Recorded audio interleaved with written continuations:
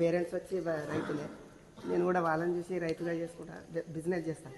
జామ చెట్లు, మామ చెట్లు, నిమ్మ చెట్లు పట్టుకొని బిజినెస్ చేసుకుంటా వచ్చిన దాంట్లో ఎంతో కొంచెం ఎదుటోళ్ళకి సాయం చేయాలనే నా ఒక ఉద్దేశం. అంటే ఈ అన్న క్రికెట్ ఆడడానికి వచ్చిండే మా ఊరు సంగపేట పక్కన పోతేడిపల్లిలో, అక్కడ పరిచయం అండి అన్న.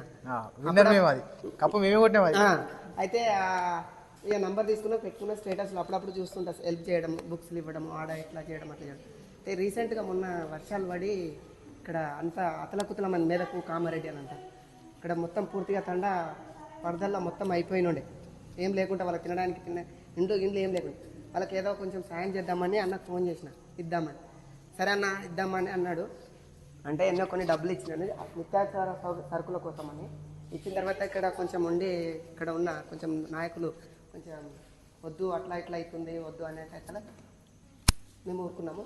ఈ అన్న ఫోన్ చేసి అది అట్లా వద్దంటారు అన్న, సరే బుక్స్ ఇద్దాం, పిల్లలకు చదువుకునేందుకు మంచిగా ఉంటుంది, నీది కూడా పేరు ఉంటుంది, మంచిది, మంచి ఆలోచన నీది అని అంటే సరే అన్న అని చెప్పిన.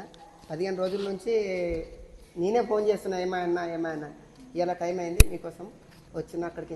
నేనేమి పెద్ద జాబ్ సంపాదించాలి, మీరన్నా కనీసం జాబ్ కొట్టి మాకు నిస్వార్థమెంత గొప్పదో ఈ పదము రుజువు కట్టదా, సిరాలు లక్ష వంపదా, చిరాక్షరాలు రాయదా, నిసీధి ఎంత చిన్న ఋషులందు నీ కథ మహర్షిలాగా సాగదా.